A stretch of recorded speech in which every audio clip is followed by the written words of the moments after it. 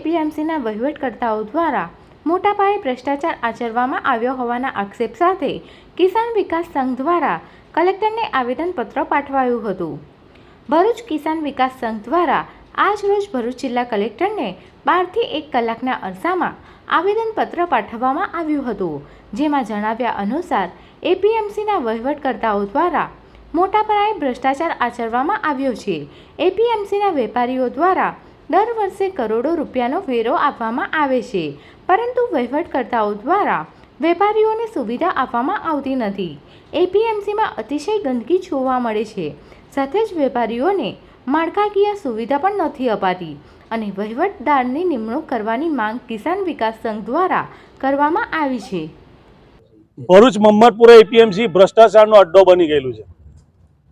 તમે એપીએમસીની હાલત જુઓ, રોડ રસ્તા ખરાબ છે, બધી એપીએમસી પડી જવાની અત્યારે તૈયારી મને તો લાગે છે, કેમ કે ગઈકાલે જે ઇન્સિડન્ટ બન્યો, જે દિવાલ ધરાશયી થઈ, આ દિવાલ જો દિવસના પડી હોત તો તેમાં સેંકડો માણસો મરી ગયા હોત, તો એની જવાબદારી કોની?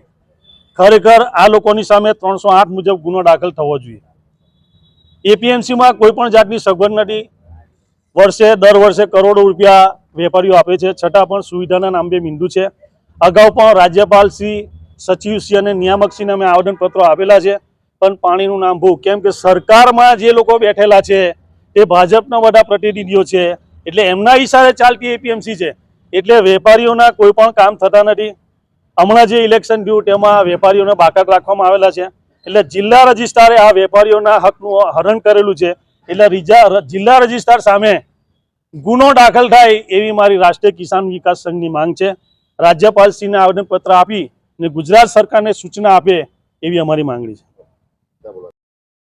Subscribe now and press the bell icon. Never miss an update.